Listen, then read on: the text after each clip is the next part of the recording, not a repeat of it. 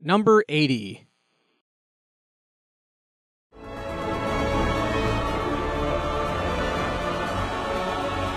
Thinking about how far along comic book movies have come, it's hard not to look at this Sam Raimi-directed blockbuster as a big source of inspiration. This, along with Bryan Singer's X-Men, could be credited with reinvigorating the current era of big superhero films, and it's not hard to see why. Raimi, who scared audiences with his unusual camera angles and buckets of cartoonish gore in the Evil Dead films, was able to translate that talent into the on-screen version of one of Marvel's most famous characters, and it succeeded beyond anyone's expectations. In spite of everything you've done for them, eventually they will hate you. Why bother? Because it's right. The film's not perfect. Seeing Spider-Man and the Green Goblin converse fully masked feels like a big-budgeted episode of Power Rangers, and perhaps the music choices make it a bit dated, but seeing Spidey swinging around the buildings of New York was never so exhilarating. What makes a great comic book film is the balance between a likable hero and an equally maniacal villain, and this film succeeds at both. Tobey Maguire is amiable as the socially awkward photography nerd Peter Parker, and Willem Dafoe delivers a delightfully sinister edge as Norman Osborn, aka the Green Goblin. I know a lot of critics and fans took issue with Kirsten Dunst as Mary Jane Watson, but come on, that upside-down kiss in the rain, so hot. Are you in, or are you out? It's you who's out, Gobby. Out of your mind. The dialogue is cheesy, but in an intentionally entertaining way, and it was one of the few movies that actually made me feel like I was part of the actual comic it was based on. It's colorful, full of momentum, delivers some amazing camera work, and is pretty entertaining from beginning to end. What more could you ask for? Number 79.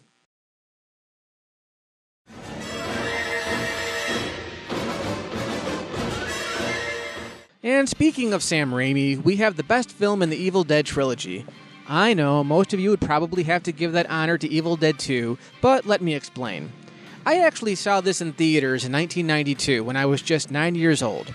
To clarify, contrary to popular belief, this was an R-rated movie, which meant that I could go see it as long as I went with a parent or guardian. Yeah, my parents were cool. Despite the opening prologue, I had no idea that it was part of a franchise. Maybe it would have been easy to figure out if the studio kept the film's original title, The Medieval Dead.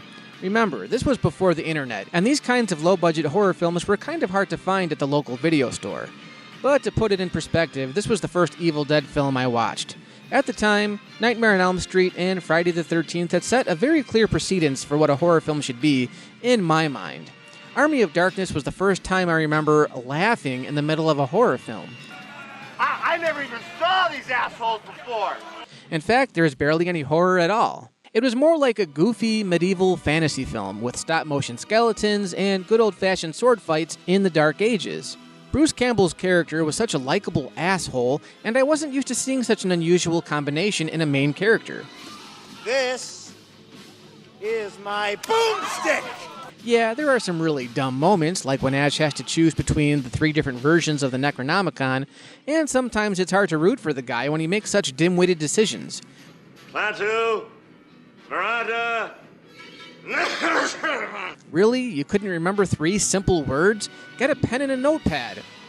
This aspect of the character carried over to the recent TV series Ash vs. Evil Dead, although I never really looked at the character as being stupid. He's just seriously flawed, and by the 3rd film, a little self-centered. You said that you could clean this mess up once you got that book. You said there was a passage in there that could get rid of this thing and send me back. Of course, you gotta love the scene with the little ashes running around inside the windmill, just tormenting the poor guy. Falling down.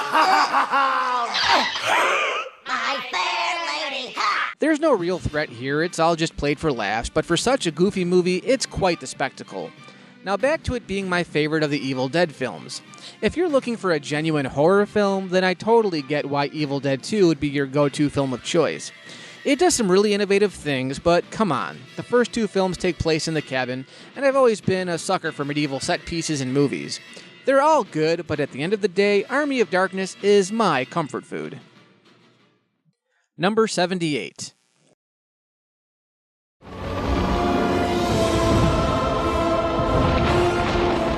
It's sometimes hard to watch this movie in the context of the rest of the franchise, given how we saw the 3 main cast members mature between each film. But as an old school Harry Potter fan who actually read the books before the movies were announced, I was actually pretty skeptical. Back in the late 90s, fantasy movies were especially rare. Computer technology really wasn't advancing as fast as filmmakers wanted it to, and at that time it really was more of a niche genre. Think about the risk here. You might be thinking, as popular as this franchise was, how could the filmmakers go wrong? But for every Harry Potter, you had a dozen Aragons, Golden Compasses, and Lemony Snickets, all very lucrative book series that had their turns in the cinematic spotlight, only to fall flat at the box office. I love J.K. Rowling's world building, but I had no idea how any of it would translate to the screen. The character of Hagrid, particularly, who is written extremely well, worried me because I just couldn't picture a real actor dressing up as this big, hairy giant and coming off as believable. Dry up, Dursley, you great prune. Well, thank God I was pleasantly surprised. When I saw this movie in theaters, I was instantly reminded of what made that first journey to Hogwarts so special. Every page came to life thanks to exceptional casting and Chris Columbus's direction. As far as on-screen adaptations, this was the closest I'd seen to something that resembled its source material, and that's something that can be said for most of the films in the series, which might have been why some of the later films felt a bit uneven. And I get it, a lot of the special effects, especially in the Quidditch matches, haven't aged well, but I feel that's part of this movie's charm. Unlike Star Wars, which is somewhat debatable with regards to its target audience, Harry Potter was decidedly aimed at children, so it makes sense that a lot of the special effects look a bit cartoony. I'll even go on to say that parts of the film feel a bit drawn out, such as the scene with the real-world wizard's chess, but every time I pop this in, I get totally sucked into the wizarding world.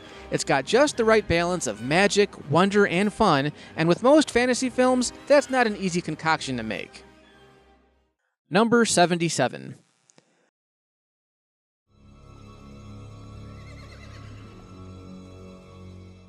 I wasn't old enough to see Raiders or Temple of Doom when they first came out, so this film introduced me to Indiana Jones.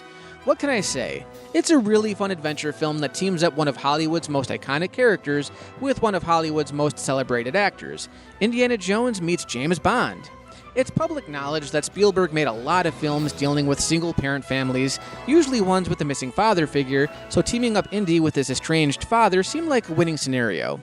Whereas a lot of people consider Temple of Doom the black sheep of the series, Last Crusade pits Indy back against the Nazis, who are once again trying to please their Fuhrer by going after the Holy Grail. The humor is what makes this one stand out. Dad! Are we hit? More or less. Harrison Ford and Sean Connery's chemistry is compelling to watch, and seeing them react to one another in tense circumstances is what makes the film. Dad!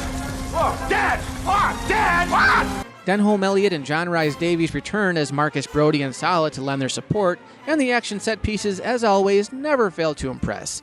The villains aren't as memorable as Belloc or Molaram, but in a unique twist, one of them, Alison Dootie's Elsa Schneider, becomes Indy's love interest. Leave me alone. I don't like fast women. And I hate arrogant men. There are so many memorable scenes, from the film's prologue where we follow a young Indy as he tries to steal the Cross of Coronado, to the chase scene in Italy, the rescue of Indy's father from Castle Brunwald, the escape in the blimp, Indy accidentally running into Hitler, the scene on the tank, right up to the climax where Indy has to save his dad's life by passing several deadly traps. I totally understand why fans like this one the best, even if it is a bit comical for my action-adventure sensibilities. It's disgraceful. You're old enough to be her grandfather. I'm as human as the next man. I was the next man. There's a lot of heart in this one, and by the time it ends, you're left with a satisfying conclusion to a thrilling and very memorable action film. Number 76. Okay, gang, see you next week. Computer animated films aren't really my thing. I'm old school, and I miss hand-drawn animation. Every time I take my kids to see one of these films, I end up falling asleep in my chair because, let's face it, most of these animation studios aren't thinking about the parents. In fact, I don't think they put much thought into these films at all.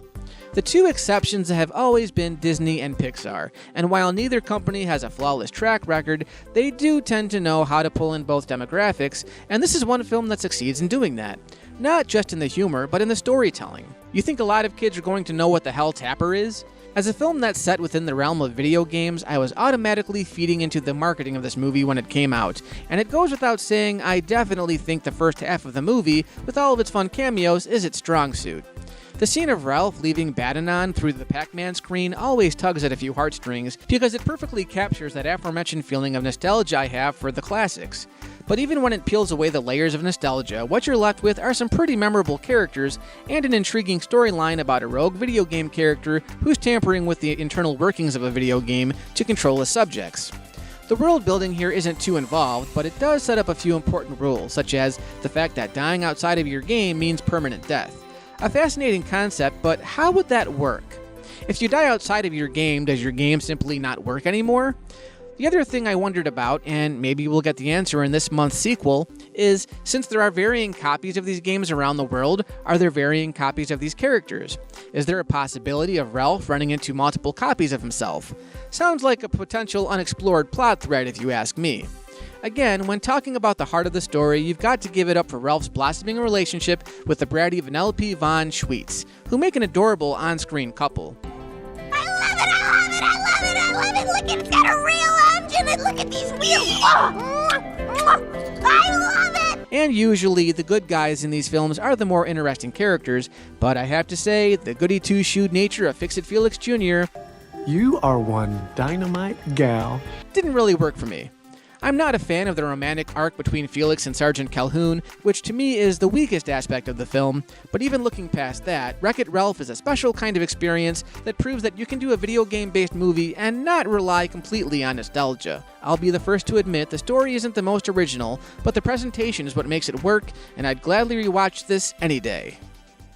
Number 75. Got a friend in me. Yeah, I know the animation hasn't aged well, but in so many ways, it kind of has. Hear me out. When it comes to computer animation, the early stuff can look pretty ugly, especially when you're looking at the stuff on television, which, even today, can be pretty harsh on the eyes. Toy Story was revolutionary when it first came out because while we'd seen liquid metal Terminators and dinosaurs, no one had attempted to do an entire 3D animated film. It's possible that the storytelling was kept simple so Pixar could remain within their own creative boundaries, but watching this film today, that's what sells it. The story, and its fascinating cast of characters. Woody and Buzz are two of the most recognizable duos in cinema history. Even kids today know who these guys are. Putting a space ranger against an old-fashioned cowboy was an ingenious idea, and even without pitching me the plot of the film, I'd get that concept right out of the box. But what Andy gets another dinosaur? A mean one. I just don't think I can take that kind of rejection. The way the film plays with a toy's fears about getting replaced, especially when you're a favorite, is so easy to grasp because for some reason we can relate to that, as both people and as consumers. What if you've been an only child for so long, only to realize you're about to be brushed aside by a younger sibling? I'm sure that's a pretty universal concept. But as consumers, I think we've all had those moments where we needed to clear some space on our shelves, and we've had to make harsh decisions about what goes and what stays. There's a lot of sentimentality here, and while critics love to point that out in movies, I say, what's wrong with that? At its core, Toy Story drips with sentiment, and that's definitely something that carries through all three movies. And yes, while the movies continue to improve visually, I'm sorry, you're not going to beat the simplicity of this one about two toys who are just trying to find their way back to their owner and who become best friends as a result of their efforts. Now, back to what I was saying about the animation. The movie is called Toy Story. We're supposed to care about the toys, which are the main attractions here. The toys look great, which is why I believe Pixar decided to do their first computer-generated film about toys. At that point, the animation had this very plasticky feel to it, so it only made sense. Of course, visually, everything else tends to suffer. I'm not going to defend the human characters, they look pretty brutal, but do we really care about Andy? He's really just a vehicle, something for the main characters to latch onto, but he isn't the focus of any of these films. As for Sid, again, he looks wretched from an animation standpoint, but the performance sells it. Everyone knows a kid like this, and he's truly detestable. No one's ever attempted a double bypass brain transplant before. Plus, the designs of Sid's twisted toys are incredibly creepy and fascinating at the same time. You wouldn't want to be a toy trapped in Sid's bedroom. As far as the dog, that seems to be a point of contention for most criticisms, but I think his stiff, awkward animations adds to the humor. The quality of animation is all over the place, but it's charming where it counts, and it's fun to watch this movie and see just how far the technology has come, especially when you get to Toy Story 3. You are a toy! But the fact that most people can look past its limitations because the story works on so many levels, that's the real achievement here. Number 74.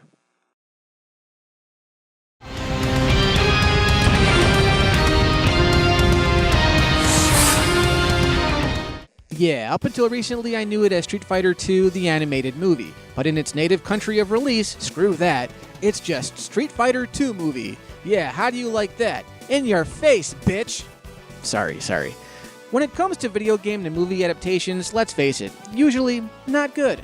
I don't even mean they're so bad they're good. Well, maybe Mortal Kombat Annihilation. But look at Super Mario Bros., Street Fighter, Doom, Silent Hill, Blood Rain, most of the Resident Evil films. Why can't Hollywood do it right? Maybe because, simply put, video games are meant to be fun, interactive experiences, and they don't usually lend themselves to cinematic interpretation because, well, the plots aren't what carry these things. And we all know how great Hollywood is at churning out original ideas, right? If you're too derivative of the source material, you're just watching a video game. And if you change things up too much, it's no longer recognizable as the thing you're adapting. It seems to be a lose-lose. But whenever a conversation comes up about video game movies, it seems like this one, for whatever reason, gets overlooked.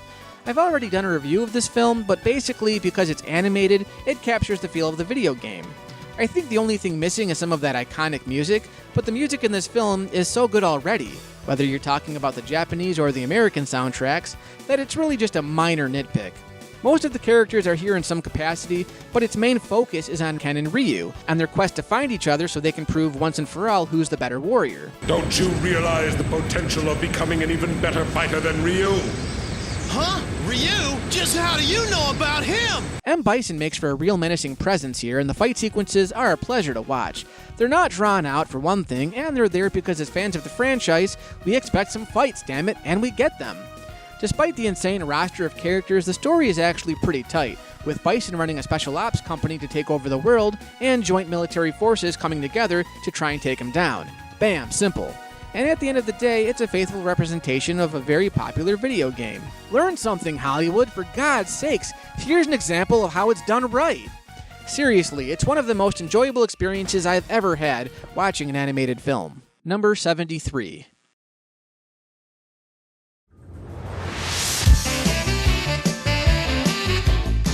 I don't know what it is about 80s cop movies, but they seem to really nail the formula. But whereas a lot of them tended to be gritty with a lot of incidental humor sprinkled in for good measure, Beverly Hills Cop was a straight-up action comedy, with SNL star Eddie Murphy taking the lead as smart-ass Detroit cop Axel Foley. I've always been a fan of Murphy's early comedy. Delirious has got to be my favorite stand-up special of all time. Ice cream! Ice cream! The ice cream man is coming! The ice cream man is coming! When it comes to his films, they're hit or miss, but this one is entertaining from beginning to end. When Foley reunites with a childhood friend of his friend gets gunned down during his visit, and now Axel, against orders, goes to Beverly Hills to investigate the murder. From there, it's mostly jokes, with Axel stirring things up amongst the LAPD, which tend to do things by the book. I wonder how the actual LAPD felt about this movie when it came out, because the film kind of makes them look like idiots. We've got something for you, Billy. An anti-banana disguise. The chemistry between Murphy, Judge Reinhold, and John Ashton takes front and center. It's a pretty cheesy scene by today's standards, but something about Axel disarming their car by sticking a banana up their tailpipe always gets a laugh out of me. A banana in your tailpipe? How could you not notice a man sticking a banana in your tailpipe? I don't even know if that technique would really work. I'll have to try it on my neighbor sometime. I don't really have a ton to say about this one. The humor just works across the board. Is your supervisor here? Yeah, he's in the office. Can you go get him for me, please? What's the problem? Are you security here? Yeah. Then you're the fucking problem. Go get your supervisor, please. The villain, played by Steven Berkoff, is pretty memorable, and the scene with Bronson Pinchot as Surge is hysterical. Get the fuck out of here! No, I cannot. It's serious, because it's very important, base. It's one of the pinnacle 80s buddy cop films, but it also works on its own merits as a full-on comedy. Number 72.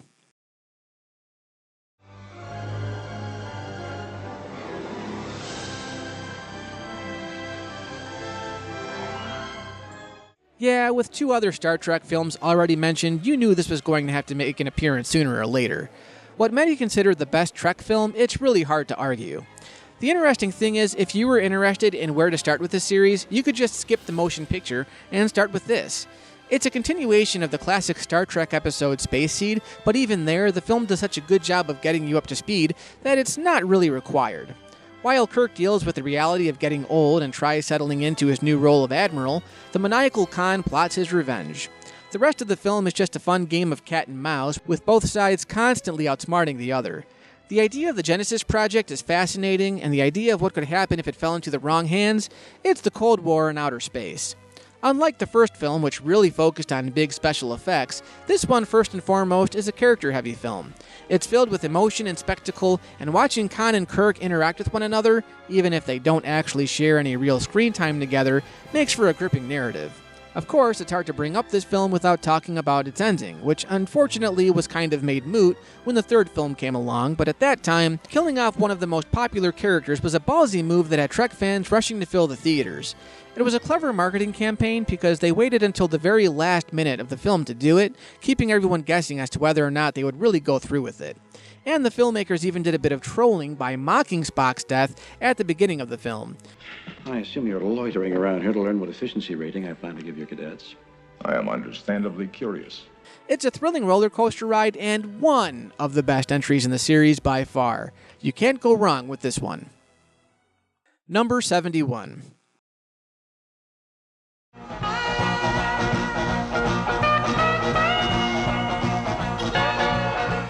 Comedy is mostly subjective. What makes one person laugh may not work on the next person. Our sense of what's funny really comes down to our personal sensibilities, and admittedly, for this reason, I'm not really a comedy kind of guy. It has nothing to do with the quality of comedy films, I'm mainly just looking to laugh, but a lot of these gross-out comedies just aren't effective to me. I enjoy situation comedies, where what a character does or how they react results in a funny punchline. Even then, I know I'm generalizing. There are a lot of goofy slapstick comedies I enjoy. Porky's kind of serves as that middle ground, the American Pie of its day. It's a raunchy teen comedy about a group of high school kids who get repeatedly terrorized by an aggressive bar owner, Porky, who gets agitated when they try to pass themselves off as adults. Okay, here comes your night to remember! What the I can't say I really blame him, he is just following the law, but things escalate to the point where Porky nearly beats one of the kids to death. From there, the characters devise a plot to take down Porky's entire establishment. It's a fun watch, but it's the raunchy comedy that does it for me. Has anybody seen my cards? Much like in American Pie, the main theme is these kids trying to get laid and their constant failed attempts. One standout scene has the boys going to visit a prostitute, Cherry Forever, not knowing that a couple of their friends are planning an elaborate prank. This is the pride of Angel Beach, Anthony Tuparello, affectionately known as Meat. My God, the boy's deformed.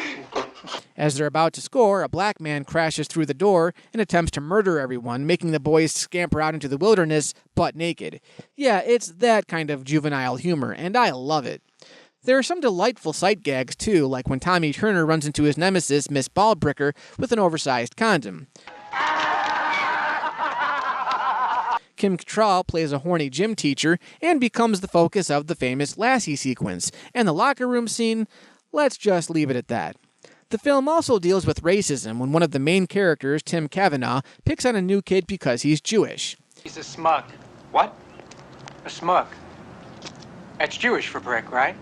To be fair, it isn't the funniest comedy, but another reason I really like this one is its sense of realism. I feel like these are just real kids tasked with being real kids. I don't know the actors' real ages. To me, they all look older than what high school kids would be, but going back to the American Pie films, as funny as they can be, it all kind of feels scripted. I feel like I'm watching some angsty teen drama. I'd actually compare the cinematic style of Porky's to American Graffiti, in that it really puts you in that time period. The final act, involving a mad chase back to Angel Beach, is short but riveting, and I can't say enough about a lot of the comical set pieces. It's kind of the granddaddy of today's recent mix of teen sex comedies, and in my opinion, it's the best example of that.